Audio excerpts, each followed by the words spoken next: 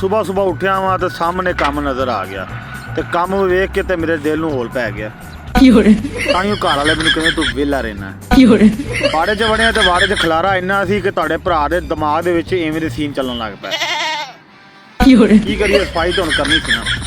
ਤੁਹਾਡੇ ਵੀਰ ਨੇ ਫਿਰ 10-15 ਮਿੰਟ ਲਾ ਕੇ ਤਕਰੀਬਨ ਬੜੀ ਚੰਗੀ ਤਰ੍ਹਾਂ ਸਫਾਈ ਕਰਨੀ ਸੀ। ਉਸਤਾਦ ਜੀ ਅਸੀਂ ਕਈ ਫੜੀ ਤੇ ਦਵਾ ਅਸੀਂ ਸੋਚਿਆ ਦਵਾ ਹੁਣ ਕੰਮ ਕਰ ਲਈਏ। ਸੁਬਾਹ ਉੱਠੇ ਹਾਂ, ਕਈ ਫੜਨ ਤੋਂ ਬਾਅਦ ਦਿਲ ਦੇ ਵਿੱਚ ਖਿਆਲ ਆਉਂਦਾ ਪਿਆ ਸੀ ਕਿ ਯਾ ਅੱਲਾ ਕੋਈ ਫਰਿਸ਼ਤਾ ਭੇਜ ਸਾਡੀ ਮਦਦ ਕਰਨ। ਕੰਮ ਬਹੁਤ ਜ਼ਿਆਦਾ ਜੀ। ਤੁਹਾਡੇ ਭਰਾ ਨੇ ਅੱਧਾ ਘੰਟਾ ਲਾ ਕੇ ਸਫਾਈ ਕਰ ਦਿੱਤੀ ਹੈ, ਸਾਫ਼ ਹੋ ਗਿਆ ਕੰਮ, ਠੀਕ ਹੈ। ਬੱਕਰਿਆਂ ਨੂੰ ਹੁਣ ਇੱਥੇ ਛੱਡਾਂਗੇ ਤੇ ਫਿਰ ਵੀ ਘਰ ਵਾਲੇ ਕਹਿੰਦੇ ਨੇ ਤੂੰ ਵਿਹਲਾ ਹੈ। ਮੈਂ ਸੋਚਿਆ ਕਿ ਛੱਤ ਵਾਲੇ ਬੱਕਰੇ ਹੁਣ ਥੱਲੇ ਤੇ ਜਾ ਕੇ ਅਸੀਂ ਬੰਦ ਕਰ ਦਈਏ। ਅਸੀਂ ਹੁਣ ਛੱਤ ਤੋਂ ਬੱਕਰੇ ਜਿਹੜੇ ਥੱਲੇ ਲਾ ਰਹੇ ਹਾਂ ਤੇ ਕੰਮ ਕਰ ਰਹੇ ਹਾਂ, ਫਿਰ ਵੀ ਘਰ ਵਾਲੇ ਕਹਿੰਦੇ ਸਭ ਮੁੰਡਾ ਸਾਡਾ ਵਿਹਲਾ ਹੈ। ਜਾਂ 2 ਬੱਕਰੇ ਇੱਧਰ ਲਹਿਦਾ ਤਾੜੀ ਦੇ ਨੇ, ਬਹੁਤ ਦਲੀਲ ਕਰਦੇ ਨੇ, ਉੱਤਰ ਜਾਣਿਆਂ ਦੇ ਬਾਹਰ ਨਿਕਲ ਆਉਂਦੇ ਨੇ ਬਾਰ ਮਾੜਾ ਜਿਹਾ ਚੱਲਦਾ। ਫਿਰ ਵੀ ਮੇਰੇ ਘਰ ਵਾਲੇ ਕਹਿੰਦੇ ਕਿ ਸਨੀ ਵਿਹਲਾ ਹੈ।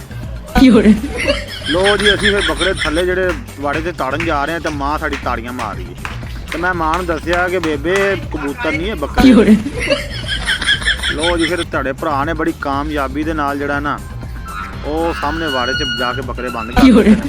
ਖੁਦ ਬਖੁਦ ਹੀ ਜਾ ਰਹੇ ਨੇ, ਉਹਨਾਂ ਨੂੰ ਪਤਾ ਹੈ ਸਾਡਾ ਘਰ ਹੈ, ਅਸੀਂ ਇੱਥੇ ਜਾਣਾ ਹੈ। ਇਹ ਵੀ ਸਮਝਦਾਰ ਨੇ ਤੇ ਇੰਨਾ ਕੰਮ ਕਰਨ ਦੇ ਬਾਵਜੂਦ ਵੀ ਸਾਡੇ ਘਰ ਵਾਲੇ ਕਹਿੰਦੇ ਸਨੀ ਵਿਹਲਾ ਹੈ। ਲੋ ਜੀ, ਤੁਹਾਡਾ ਭਰਾ ਅਗਲੇ ਕੰਮ ਵਾਸਤੇ ਰੈਡੀ ਹੋ ਗਿਆ ਤੇ ਹੁਣ ਜਾ ਰਹੇ ਹਾਂ ਅਸੀਂ ਮੋਟਰ ਚਲਾਉਣ ਵਾਸਤੇ, ਵਾਟਰ ਸਪਲਾਈ ਜਿਹੜਾ ਪਾਣੀ ਛੱਡਣ ਵਾਸਤੇ। ਤੇ ਫਿਰ ਵੀ ਸਾਡੇ ਘਰ ਵਾਲੇ ਕਹਿੰਦੇ ਕਿ ਸਨੀ ਵਿਹਲਾ ਹੈ। ਲੋ ਜੀ, ਤੁਹਾਡਾ ਭਰਾ ਦਵਾ ਮੋਟਰ 'ਤੇ ਜਾ ਰਿਹਾ, ਮੋਟਰ ਚਲਾਉਣੀ ਘੰਟਾ ਕੁ, ਤੇ ਇੰਨਾ ਕੰਮ ਕਰਨ ਦੇ ਬਾਵਜੂਦ ਵੀ ਕਹਿੰਦੇ ਨੇ ਵਿਹਲਾ ਹੈ। ਤੁਸੀਂ ਜਰਾ ਮੈਨੂੰ ਕਮੈਂਟ ਬਾਕਸ ਵਿੱਚ ਦੱਸੋ ਮੈਂ ਵਿਹਲਾ। ਲੋ ਜੀ, ਤਾਲਾ ਖੋਲ੍ਹਣਾ ਅਸੀਂ ਸ਼ੁਰੂ ਕਰ ਦਿੱਤਾ। ਤਾਲੇ ਵੀ ਮਾਸ਼ਾਅੱਲਾ 3 ਦੇ 3 ਤਾਲੇ ਲੱਗੇ ਨੇ, ਅੰਦਰ ਬਾਹਰ ਵੀ ਲੱਗੇ ਨੇ। ਜਦੀਦ ਮਿਹਨਤ ਤੋਂ ਬਾਅਦ ਸਾਨੂੰ ਕਾਮਯਾਬੀ ਹਾਸਲ ਹੋਣ ਵਾਲੀ ਹੈ ਤੇ ਲੋ ਜੀ, ਅਸੀਂ ਫਿਰ ਕਾਮਯਾਬੀ ਹਾਸਲ ਕਰ ਲਈ ਕਿ ਅਸੀਂ ਤਾਲੇ ਔਖੇ ਸੌਖੇ ਖੋਲ੍ਹ ਲੈਣੇ। ਇੰਨੀ ਮਿਹਨਤ ਤੋਂ ਬਾਅਦ ਵੀ ਮੇਰੇ ਘਰ ਵਾਲੇ ਕਹਿੰਦੇ ਸਨੀ ਵਿਹਲਾ ਹੈ। ਲੋ ਜੀ, ਉਸਤਾਦ ਜੀ ਘੰਟਾ ਪੂਰਾ ਕੰਮ ਕਰਨ ਤੋਂ ਬਾਅਦ ਅਸੀਂ ਹੁਣ ਮੋਟਰ ਕਰ ਦਿੱਤੀ ਹੈ ਬੰਦ ਤੇ ਅਸੀਂ ਹੁਣ ਜਾ ਰਹੇ ਆਪਣੇ ਘਰ। ਪਿੱਛੇ ਵੀ 1 ਘੰਟਾ ਕੰਮ ਕਰਨ ਤੋਂ ਬਾਅਦ ਵੀ ਸਾਡੇ ਘਰ ਵਾਲੇ ਕਹਿੰਦੇ ਸਨੀ ਵਿਹਲਾ ਹੈ। ਲੋ ਜੀ, ਤੁਹਾਡਾ ਵੀਰ ਫਿਰ ਘਰ ਜਾ ਰਿਹਾ ਜਲਦੀ ਨਾਲ, ਜਿਵੇਂ ਅੱਗੇ ਬੈੱਡ ਪਿਆ ਹੁੰਦਾ ਮੇਰੇ ਵਾਸਤੇ ਵੀ ਸੋਣਾ ਹੈ, ਲੇਕਿਨ ਕੰਮ ਬਹੁਤ ਹੈ। ਆ ਵੇਖੋ ਹੁਣ ਘਰ ਆਇਆ ਵਾਂ ਤੇ ਖਲਾਰਾ ਬੜਾ ਪਿਆ ਹੋਇਆ, ਇੰਨਾ ਖਲਾਰਾ। ਹੁਣ ਮੈਂ ਸਾਫ਼ ਕਰਨਾ, ਸਾਰੀ ਦੁਕਾਨ ਨੂੰ ਕਲੋਜ਼ ਕਰਨਾ, ਸਾਰੀ ਦੁਕਾਨ ਦੀ ਸਫਾਈ ਕਰਨੀ ਹੈ। ਫਿਰ ਵੀ ਘਰ ਵਾਲਾ ਕਹਿਣਾ ਤੂੰ ਵਿਹਲਾ ਹੈ। ਸੋਚਿਆ ਦੁਕਾਨ ਦੀ ਸਫਾਈ ਬਾਅਦ 'ਚ ਕਰਾਂ ਤੇ ਆ ਬੱਕਰਿਆਂ ਨੂੰ ਪਾਣੀ ਪਹਿਲੋਂ ਪਿਆ ਲਵਾਂ। ਲੋ ਜੀ, ਤੁਹਾਡੇ ਵੀਰ ਨੇ ਆ ਬੱਕਰਿਆਂ ਨੂੰ ਪਾਣੀ ਪਿਆ ਦਿੱਤਾ ਤੇ ਇੰਨਾ ਕੰਮ ਕਰਨ ਤੋਂ ਬਾਅਦ ਵੀ ਕਹਿੰਦੇ ਸਨੀ ਵਿਹਲਾ। ਛੋਟਾ ਬੱਚਾ ਭੁੱਖਾ ਸੀ, ਮੈਂ ਸੋਚਿਆ ਇਹਨੂੰ ਦੁੱਧ ਪਿਲਾ ਲਵਾਂ।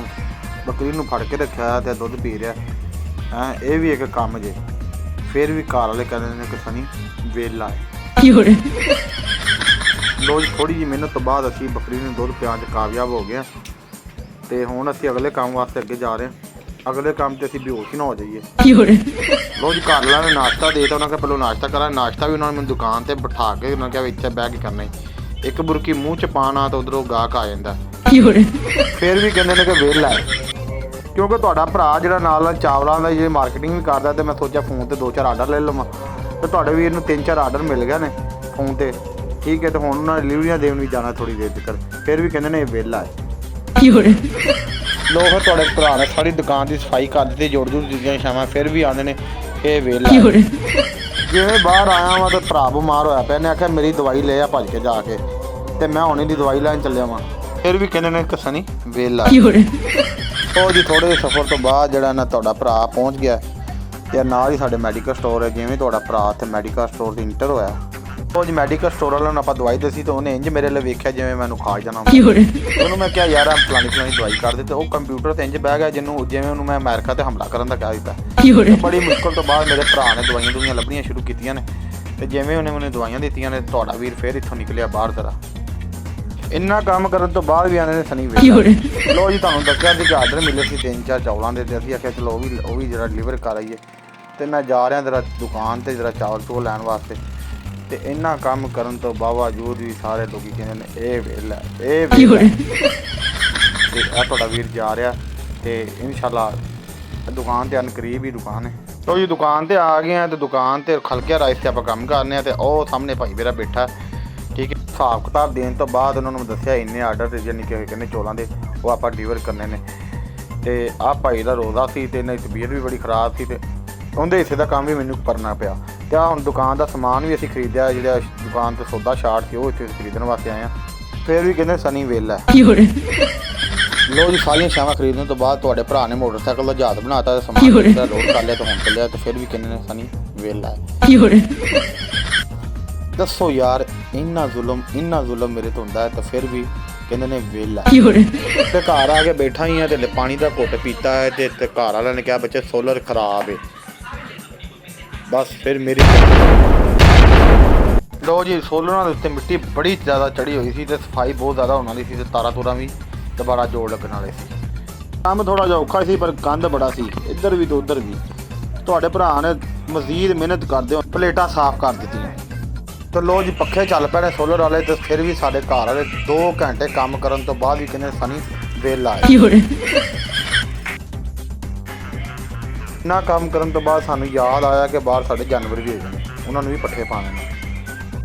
ਤੇ ਲੋ ਜੀ, ਤੁਹਾਡਾ ਵੀਰ ਫਿਰ ਪੱਠੇ ਲੈਣ ਵਾਸਤੇ ਟਾਲ ਤੇ ਜਾ ਰਿਹਾ ਤੇ ਸਾਰਾ ਦਿਨ ਇੰਨਾ ਕੰਮ ਕਰਨਾ ਫਿਰ ਵੀ ਕਹਿੰਦੇ ਨੇ ਤੂੰ ਵੇਲਾ ਹੈ।